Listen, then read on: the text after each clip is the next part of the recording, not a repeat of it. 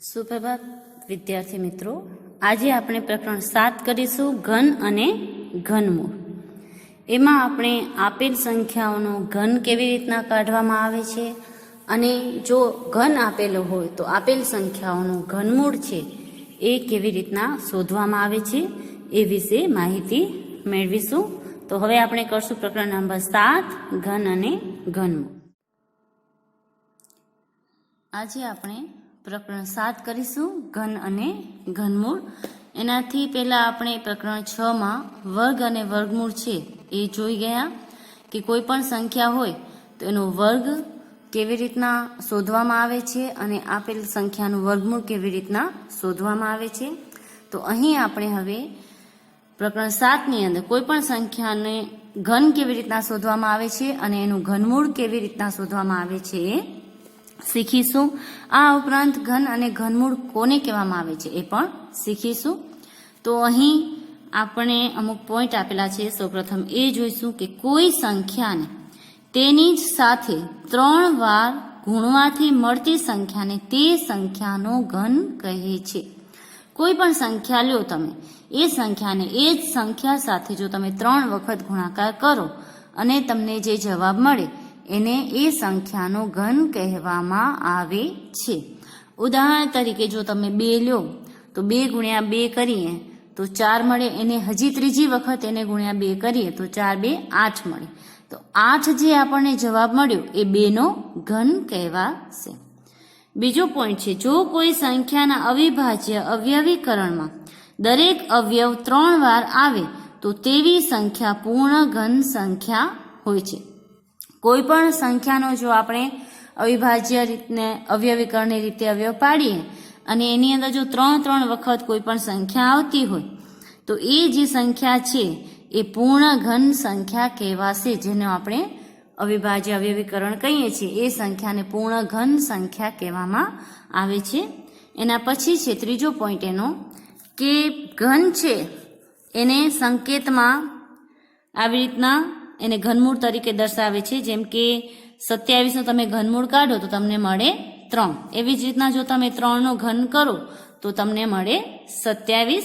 તો ઘનમૂળને છે આવી રીતના રૂટ જેમ આપણે કરતા વર્ગમાં અહીં 2 લખીને તો અહીં 2ની જગ્યાએ 3 લખવામાં આવે છે એટલે ઘનમૂળ થાય. ને જો આપણે માત્ર આવી રીતના કરીએ વર્ગ કરીએ તો એને વર્ગમૂળ કહેવામાં આવે છે. ને આવી રીતના વર્ગની નિશાની કરી અને અંદર 3 લખીએ તો એને ઘનમૂળ કહેવામાં આવે છે. 3નો આપણે ઘન લખીએ તો થશે 27 અને 27નું આપણે ઘનમૂળ કરીએ તો થશે 3. એટલે જેવી રીતના આપણે વર્ગમાં કરતા એવી જ રીતના સેમ જ અહીં થશે કે 3ને 3 વખત ગુણાકાર કરીએ એટલે 3 ગુણ્યા 3 ગુણ્યા 3 આવી રીતના 3નો ઘન. ઘનનો મતલબ કે એ સંખ્યાને એની સાથે 3 વડે ગુણાકાર કરવાનો છે તો આપણને મળશે 27. એવી રીતના જો તમારે 27નું ઘનમૂળ કાઢવું હોય તો એનો જવાબ તમને મળશે 3. હવે તમારી બુકમાં પાના નંબર 110 ઉપર એક કોષ્ટક આપેલું છે. એમાં જે સંખ્યા છે એનું ઘન કેટલો થાય છે આપેલો છે. તો 1નો ઘન, 1 આપેલો હોય તો 1નો ઘન થશે 1, 2નો ઘન થશે આપણો 8, 3નો ઘન થશે 27, 4નું ઘન થશે 64. તો આવી રીતના જે છે એ તમને દરેકના ઘન આપેલા છે. હવે 5 પછીના તમને ઘન નથી આપેલા તો આપણે એને શોધીને લખી શકીએ છીએ કે 5 ગુણ્યા 5 ગુણ્યા 5 કરીએ તો એનો જવાબ આવશે આપણને 125. એવી રીતના 6 ગુણ્યા 6 ગુણ્યા 6 કરશો તમે તો એનો જવાબ આવશે 216. 6 6 36, 36 ગુણ્યા 6 કરશું એટલે મળશે 216. પછી 7નો આપણે ગુણાકાર કરશું 3 વખત તો 7 ગુણ્યા 7 સતુ સતુ 49. એને ગુણ્યા આપણે 7 કરશું તો આપણને મળશે 343. 8નો આપણે મળશે 8 ગુણ્યા 8 એટલે 8 8 64 ગુણ્યા તમે 8 કરશો તો 512. 9 ગુણ્યા 9 ગુણ્યા 9 9 81 ગુણ્યા 3 કરો એટલે 9 કરશો એટલે 729. 10 ગુણ્યા 10 ગુણ્યા 10 કરશો એટલે તમને અહીં મળશે 1000. તો આમ 1 થી 10 સુધીના જે છે એ ઘન તમારે યાદ રાખવાના છે. તો તમારે જ્યારે ઘનમૂળ શોધવું હશે અથવા તો કોઈ પણ સંખ્યાનો ઘન શોધવો હશે તો ખૂબ જ સરળતા રહેશે. આપેલ સંખ્યાનું ઘનમૂળ શોધવું છે, જેમ કે 512 નું ઘનમૂળ શોધવું હોય તો એ થશે 8. 343 નું ઘનમૂળ શોધવું હશે તો થશે 7. તો જો તમે એટલે સુધી યાદ રાખી લેશો તો તે તમારા માટે ખૂબ જ સરળ રહેશે. બીજી એક વાત, 1 થી 1000 સુધીની સંખ્યાઓમાં ફક્ત 10 જ સંખ્યા હોય છે કે જે પૂર્ણ ઘન સંખ્યા છે. આ જે સંખ્યાઓ છે એને પૂર્ણ ઘન સંખ્યાઓ કહેવામાં આવે છે. જો તમે આને અવિભાજ્ય અવયવની રીતે અવયવ પાડો તો દરેકમાં તમને 3 3 મળશે. આની અંદર તમે આનો અવયવ પાડશો તો 6 છે એ તમને 3 3 વખત મળશે. અહીં આનો અવયવ પાડશો તો તમને 7 છે એ 3 3 વખત મળશે. તો આવી રીતના જ્યારે આના તમે અવિભાજ્ય અવયવની રીતે જ્યારે અવયવ પાડો છો ત્યારે 3 જ સંખ્યા બધેમાં મળશે. એટલે કે 1 થી 1000 સુધીમાં, 1 થી થઈ અને 1000 સુધીમાં માત્ર 10 જ સંખ્યાઓ એવી છે કે જે પૂર્ણ ઘન સંખ્યાઓ છે. તો આ 10 સંખ્યા તમારે યાદ રાખવાની છે કે કઈ કઈ 10 સંખ્યાઓ છે. અને આ જે વાક્ય છે એ પણ તમારે યાદ રાખવાનું કે 1 થી 1000 સુધીમાં કેટલી સંખ્યાઓ જે છે એ પૂર્ણ ઘન સંખ્યા છે. કારણ કે આવું જે વાક્ય છે તમને ખાલી જગ્યામાં પૂછાઈ શકે છે, પછી વિકલ્પો વાળામાં પૂછાઈ શકે છે, અથવા તો ખરા ખોટાની અંદર પણ આ વાક્ય જે છે તમને પૂછાઈ શકે છે. તો એ તમારે ખાસ યાદ રાખવાનું છે કે 1 થી 1000 સુધીમાં ફક્ત 10 જ એવી સંખ્યાઓ છે કે જે પૂર્ણ ઘન સંખ્યાઓ છે. અને એ 10 સંખ્યાઓ છે તમારે યાદ રાખવી તો ખૂબ જ સરળ છે.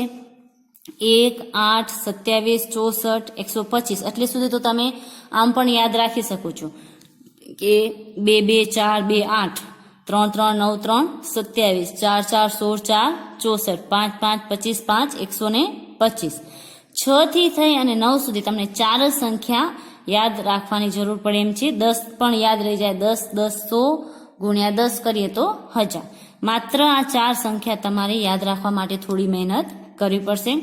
એવી જ રીતના અહીં એના પછીનું જે સેન્ટેન્સ છે, વાક્ય છે કે 1 થી 100 સુધીની સંખ્યાઓમાં કેટલી એવી સંખ્યાઓ છે જે પૂર્ણઘન સંખ્યા છે?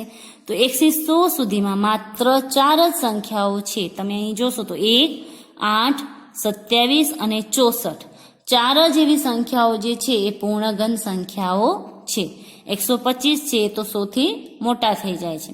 એટલે 4 જ સંખ્યાઓ, 1 થી 100 સુધીમાં 4 સંખ્યાઓ આવશે અને 1 થી 1000 સુધીમાં 10 સંખ્યાઓ આવશે કે જે પૂર્ણઘન સંખ્યાઓ છે.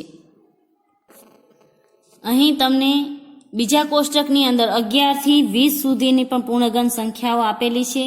આને પણ યાદ રાખી લેશો તો તમારા માટે ખૂબ જ સરળતા રહેશે. આ કોષ્ટકમાં આપણે જોશું તો 11 થી 20ની જે ઘન સંખ્યા આપેલી છે, એમ જેમ આપણે વર્ગમૂળમાં જોયું હતું કે એકમના સ્થાન ઉપર 1 હોય તો વર્ગમૂળમાં પણ એકમના સ્થાન ઉપર 1 આવતો હતો. અહીં પણ તમે જોશો તો અહીં એકમના સ્થાન ઉપર 1 હશે તો અહીં ઘનમૂળમાં પણ એકમના સ્થાન ઉપર 1 આવશે. પછી 5 હશે તો 5 આવશે, 4 હશે તો 4 આવશે, 6 હશે તો 6 આવશે અને 0 હશે તો 0 આવશે. બાકીની જે સંખ્યા છે એમાં ઉલટું છે કે જો અહીં 2 હશે એકમના સ્થાન પર તો એનો ઘન કરશો તો એમાં એકમના સ્થાન ઉપર આવશે 8. એવી રીતના જ્યાં 8 હશે એકમના સ્થાન પર એનો ઘન કરશો તો એમાં એકમના સ્થાન ઉપર આવશે 2. એવી જ રીતના 3 અને 7નું છે કે એકમના સ્થાન ઉપર જો 3 હોય અને તમે એનો ઘન કરો તો જે એનો જવાબ મળે એમાં તમને એકમના સ્થાન ઉપર 7 મળશે. અને જેમાં એકમના સ્થાન ઉપર 7 હોય એનો જો તમે ઘન કરો તો તમને એકમના સ્થાન ઉપર 3 મળશે એના જવાબમાં. તો આ વાત જો તમે યાદ રાખશો તો પણ તમને કોઈ કઈ ઘન છે એને ઘનમૂળ કેટલું થશે એ તમને અંદાજો આવી જશે કે 1331 ઘન છે તો એનું ઘનમૂળ થશે 11. કેમ કે અહીં 1 છે તો એકમના સ્થાન ઉપર 1 હોય તો અહીં પણ સંખ્યા એવી આવશે કે જેમાં એકમના સ્થાન ઉપર 1 હોય. એટલે કે 11 આવી શકે, 21 આવી શકે, 31 આવી શકે, એવી જે સંખ્યાઓ છે એ આવશે. એવી જ રીતના જો 4 હોય એકમના સ્થાન ઉપર તો એમાં 4 આવશે તો એમાં પણ આપણે 14, 24 કે 34 કે એવી સંખ્યાઓ આવી શકે. તો આમ આપણે જે ઘન આપેલો હોય એનો એકમનો અંક જોઈ અને એનું જે ઘનમૂળ છે એ સરળતાથી શોધી શકીએ છીએ. હવે તમારે કોઈ પણ સંખ્યાનો ઘન શોધવો. હવે આપણે આપેલ સંખ્યાનો કોઈ પણ જો ઘન શોધવાનો હોય તો કેવી રીતના શોધવાનો એ આપણે જોઈશું. જો તમે એના જવાબ યાદ રાખી લ્યો જે આગળ કોષ્ટકમાં હતા તો ખૂબ જ સરળતા રહે, પણ જવાબ ના રાખો તો તમારે ગુણાકાર કરીને એના ઘન કેવી રીતના શોધવાના એ આપણે જોઈશું. અહીં આપણને ઉદાહરણ તરીકે 14નો ઘન શોધવાનો હોય તો 14 ગુણ્યા 14 ગુણ્યા 14 એટલે કે 14 ને 3 વખત ગુણાકાર કરવાનો. હવે તમને એનો ઘન યાદ હોય તો તમે એનો આ ઘનમાં ડાયરેક્ટ લખી શકો છો કે આનો જે ઘન છે એ તમને મળશે 2744.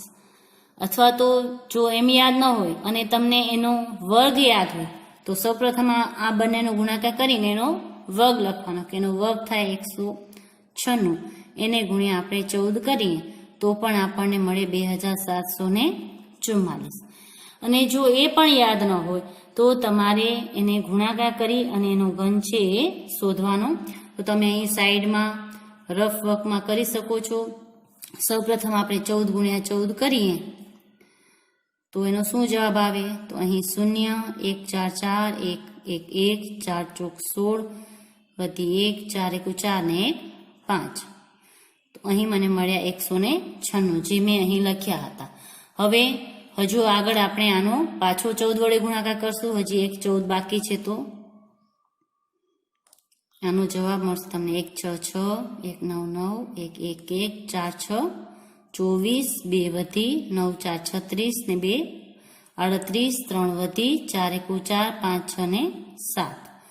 તો અહીં જે છે એ તમને જે સંખ્યા છે એ મળી જશે 2744. તો આવી રીતના કોઈ પણ સંખ્યા આપેલી હોય તો એનો તમે ઘન શોધીને લખી શકો છો.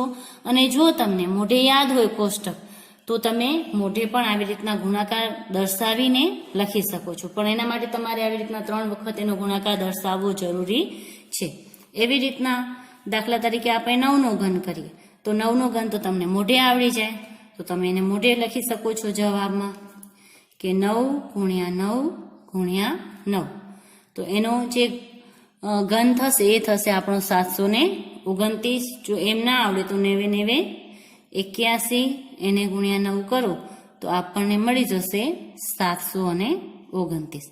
તો આવી રીતના કોઈ પણ સંખ્યાના ઘન શોધવા હોય તો એ જ સંખ્યાને 3 વખત ગુણવાની. પેલા 2 વખત ગુણી એનો જે જવાબ આવે પાછું એના વડે ગુણવાનું. તો આપણને આપેલ કોઈ પણ સંખ્યાનો ઘન શોધી શકીએ છીએ. જેમ વર્ગ શોધવાનો હોય તો આપણે એ સંખ્યાને 2 વખત ગુણીએ, એમ ઘન શોધવાનો હોય તો આપણે એક સંખ્યાને 3 વખત ગુણાકાર કરવો પડે. હવે આપણે કોઈ પણ સંખ્યાનું ઘનમૂળ કેવી રીતના શોધવું એ સમજીશું. અહીં આપણને આપેલું છે કે આપેલ સંખ્યાનું ઘનમૂળ શોધો. તો આપેલ સંખ્યા હોય એનું ઘનમૂળ કેવી રીતના શોધવાનું તો જેમ આપણે વર્ગમૂળ શોધતા અવિભાજ્ય અવયવની રીતે એમ અહીં પણ અવિભાજ્ય અવયવની રીતનો આપણે ઉપયોગ કરીશું. સૌપ્રથમ 64 છે તો આપણે અહીં લખીશું 64. એને આપણે અવિભાજ્યની રીતે ભાગાકાર કરીશું તો 2 વડે ભાગીશું. તો 2 વડે ભાગી તો 2 તેરી 6 ને 32 એટલે 32 2 64. પાછું એને હજી જે બેકી સંખ્યા છે તો 2 વડે ભાગીશું એટલે 16 આવશે. હજુ 2 વડે ભાગીશું એટલે 8 મળશે આપણને. હજુ પણ એને 2 વડે ભાગીશું તો આપણને મળશે 2 4 8. 2 વડે ભાગવાથી 2 અને અહીં 2 વડે ભાગશું તો આપણને મળશે 1. એટલે અહીં જે આપણને સંખ્યા મળી એ તમે જોશો તો તમને 6 વખત 2 મળ્યા છે. 6 વખત 2 મળ્યા છે તો આપણે એને આવી રીતના લખી શકીએ કે 64 બરાબર 2 ગુણ્યા 2 ગુણ્યા 2 ગુણ્યા 2 ગુણ્યા 2 ગુણ્યા 2 6 વખત લખ્યા. હવે જ્યારે આપણને ઘનમૂળ શોધવાનું હોય ત્યારે આપણે 3ની જોડી બનાવવાની. આપણે વર્ગમૂળ શોધતા તો આપણે 2ની જોડી બનાવતા, અહીં આપણે 3ની જોડી બનાવશું. તો અહીં 3 વખત 2 અને 3 વખત 2 એટલે 64 બરાબર આ 2નો ઘન અને એને પાછું હજી 2નો ઘન. હવે આવી રીતના જ્યારે બંનેનો ઘન હોય ત્યારે એનો ગુણાકાર કરાય ને ઘનની સંખ્યા બારે લખાય. એટલે 64 બરાબર 2 દુ 4 નો આપણે ઘન કરીએ તો 64 આપણને મળે.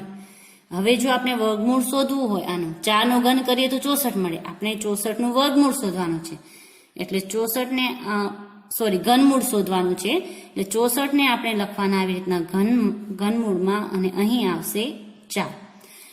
અહીંથી જે આ ઘન કરેલો છે એને આ બાજુ લઈ જવાનું અને એને ઘનમૂળમાં લખવાની જે સંખ્યા છે તો એનું આપણે ઘનમૂળ મળશે 4.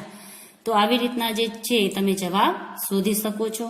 હવે આપણે ઉદાહરણ તરીકે બીજું છે લેશું 8. 8 નું આપણને ઘન શોધવાનો છે.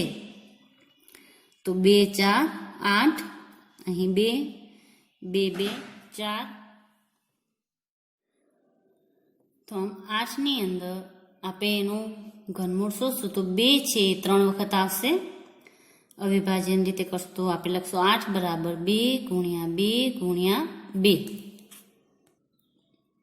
હવે આપણે અહીં 2 ની 3 ની જોડી બનાવશું તો એક જ વખત બનશે તો આપણે લખશું 8 બરાબર 2 નો ઘન. હવે આપણે 8 નું ઘનમૂળ શોધવાનું હોય તો 8 ને અહીં આપણે ઘનમૂળમાં લખશું તો એનું ઘનમૂળ મળશે આપણે 2. આ ઘન છે આ બાજુ આવી જશે એટલે ઘનમૂળમાં લખાશે 8 અને એનું ઘનમૂળ મળશે આપણને 2 એટલે 8 નું ઘનમૂળ થશે 2. બીજી એક વાત તમારે અહીં એ યાદ રાખવાની કે કોઈ પણ જે સંખ્યા હોય એ જો ઘન સંખ્યા હશે તો એનું ઘનમૂળ પણ તમને ઘન મળશે અને જો એ સંખ્યા ઋણ હશે તો એનું ઘનમૂળ તમને ઋણમાં મળશે. અહીં આ સંખ્યા ઘન છે તો એનું આપણે ઘનમૂળ શોધશું તો એ ઘન મળશે. એની જગ્યાએ જો હું અહીં -8 કરું તો મને જે એનું આ ઘનમૂળ છે એ પણ ઋણમાં મળશે.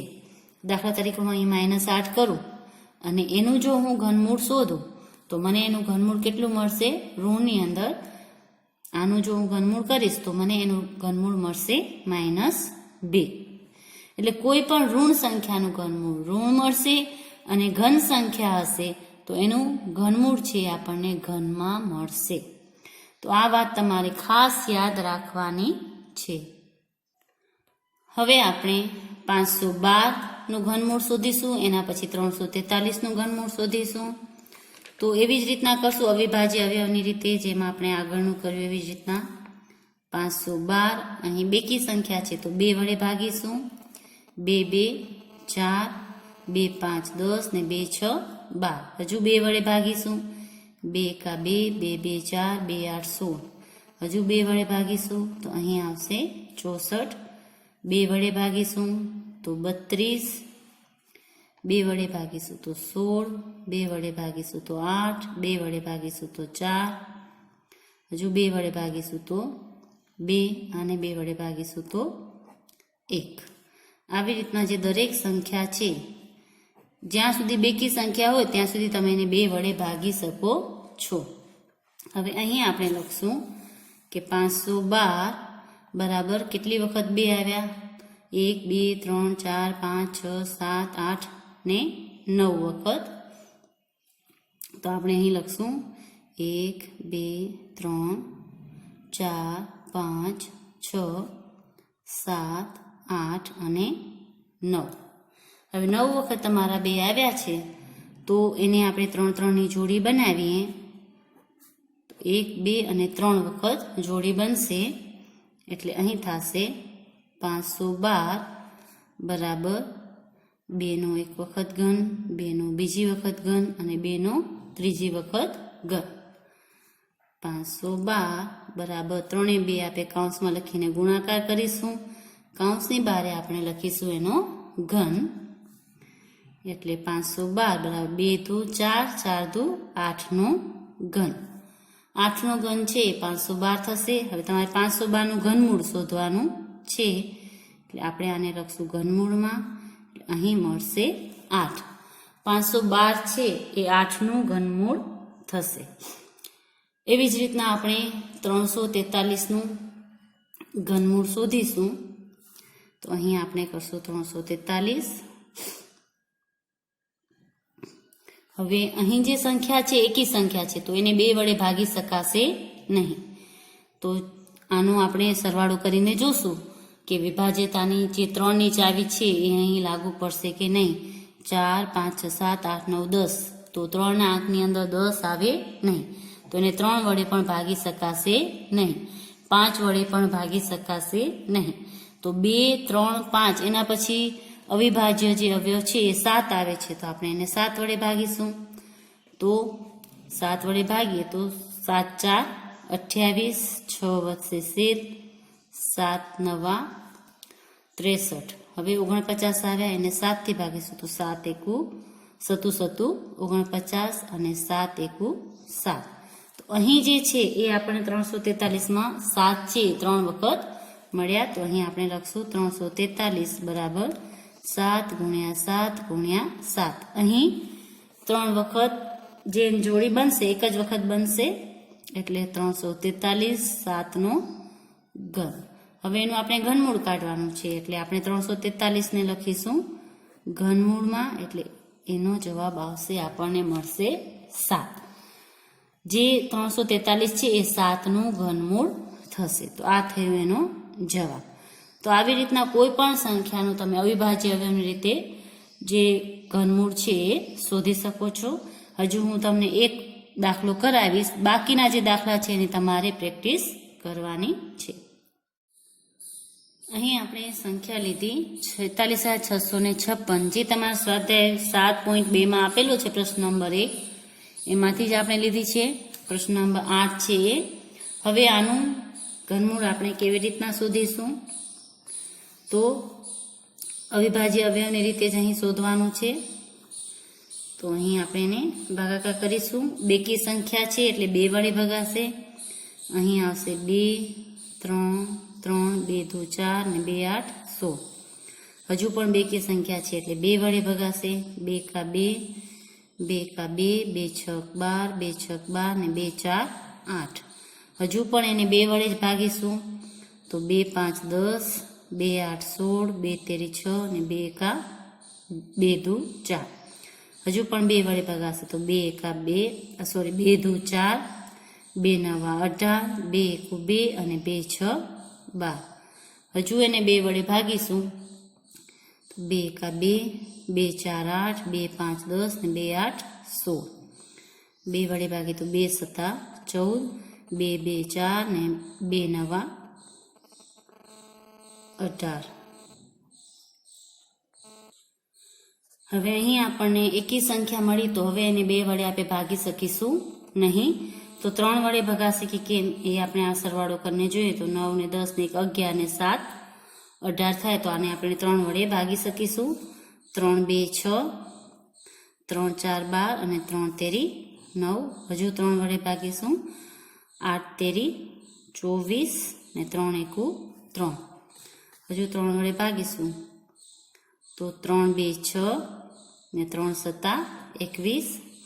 3 વડે ભાગીશું તો 3 9 27 3 તેરી 9 અને 3 એકા 3.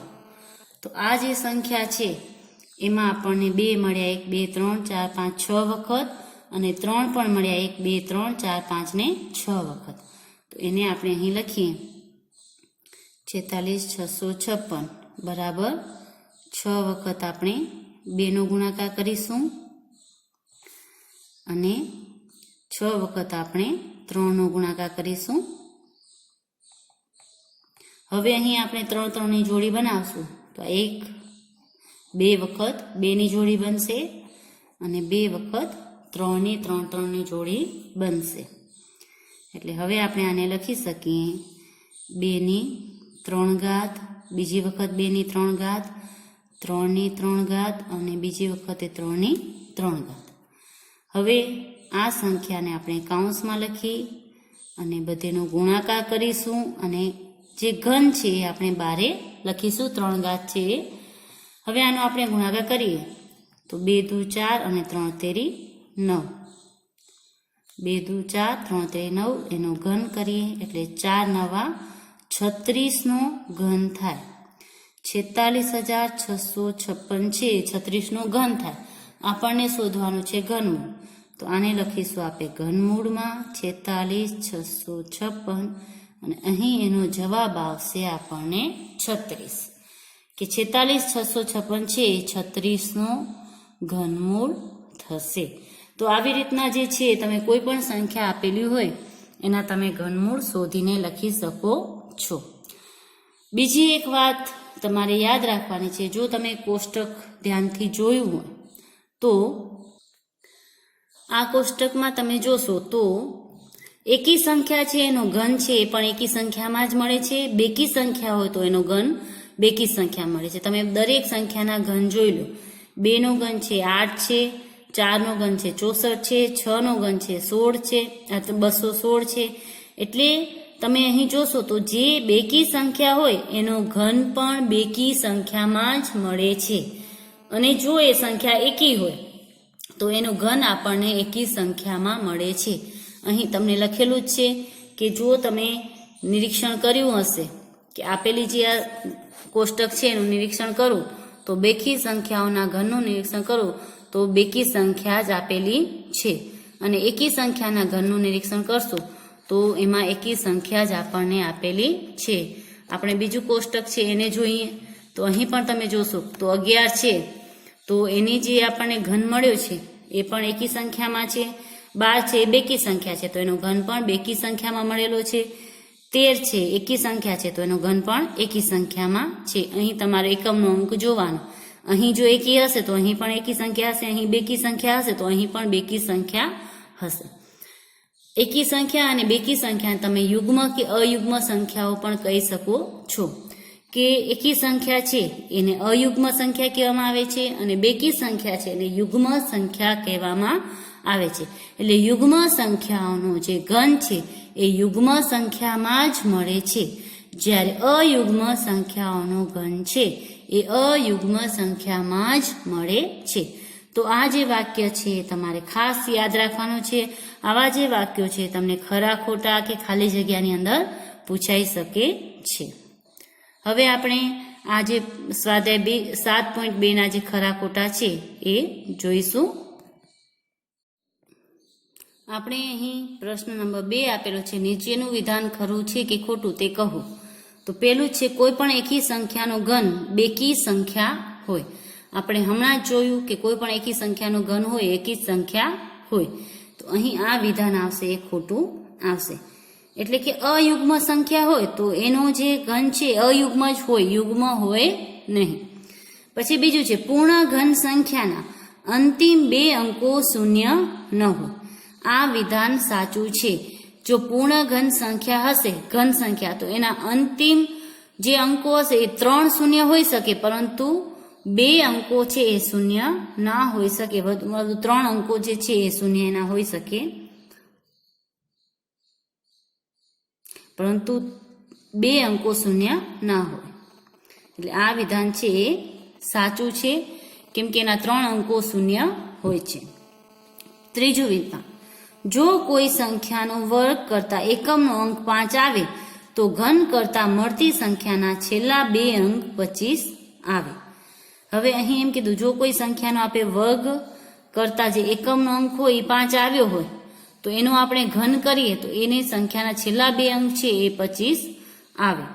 તો આ જે વિધાન છે એ ખોટું છે.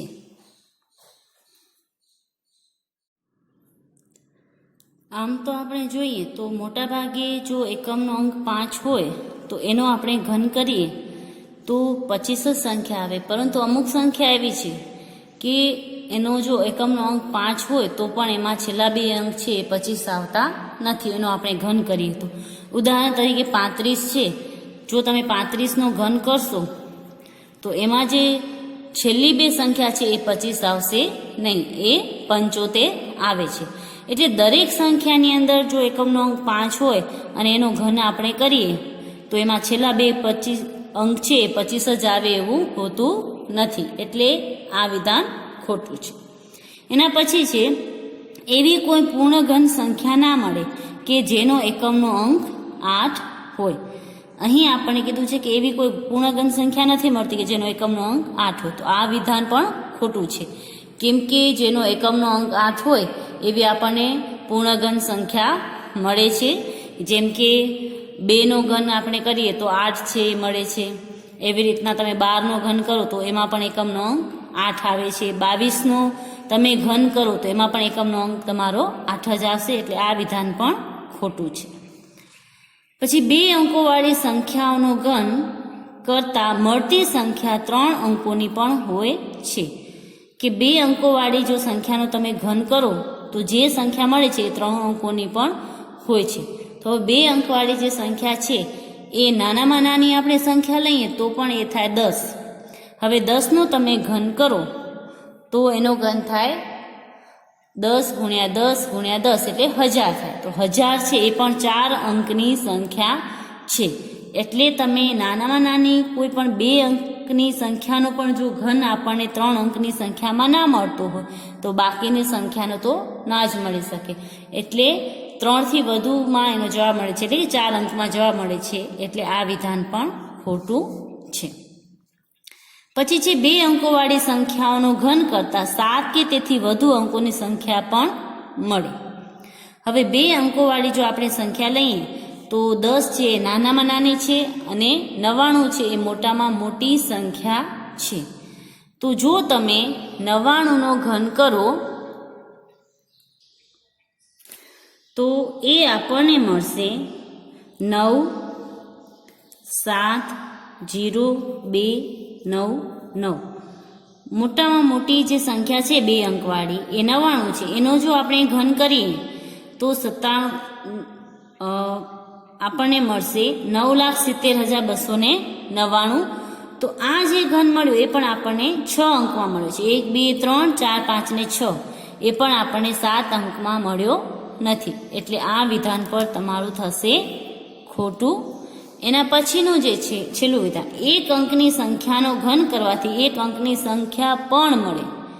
એટલે કોઈ પણ 1 અંકની સંખ્યાને તમે ઘન કરો તો 1 અંકમાં પણ જવાબ મળી શકે છે. એવું નથી કે દરેક સંખ્યા 1 અંકની હોય એનો ઘન કરીએ તો 1 અંકની સંખ્યા મળે, પરંતુ કોઈ પણ 1 અંકની સંખ્યા હોય એનો જો તમે ઘન કરો તો તમને 1 અંકમાં પણ એનો જવાબ મળી શકે છે. ઉદાહરણ તરીકે 2 છે, તમે 2 ગુણ્યા 2 ગુણ્યા 2 કરો તો 2 દુ 4 દુ 8.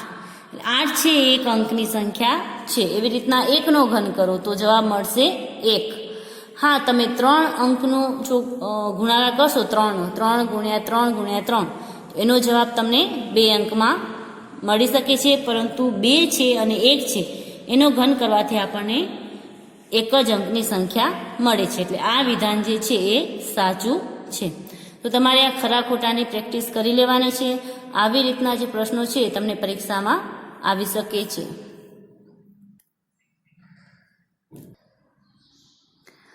બસ આજ માટે આપણે આટલું જ કરીશું. હવે ગૃહ કાર્ય નોંધી લેશું. ગૃહ કાર્યની અંદર તમારે જે 2 કોષ્ટક છે એ પણ બનાવવાના છે અને સ્વાધ્યાય 7.2ના જે બાકીના પ્રશ્નો રહી ગયા છે આપણે જે કર્યા છે એના સિવાયના આપણે કર્યો છે પ્રશ્ન નંબર 1, 2 અને 8. બાકીના જે પ્રશ્નો છે એની પ્રેક્ટિસ તમારે ગૃહ કાર્યમાં કરવાની છે. બસ આજ માટે એટલું જ. આવી રીતના જે દાખલાઓ છે એ જ તમને પરીક્ષાની અંદર પૂછાશે, તો એની તમારે પ્રેક્ટિસ કરવાની છે. બાકીનું જે પ્રકરણો છે એ આપણે પછીના વિડીયોઝમાં કરીશું. ઘરે રહો, સ્વસ્થ રહો. આપનો આજનો દિવસ શુભ રહે. આભાર.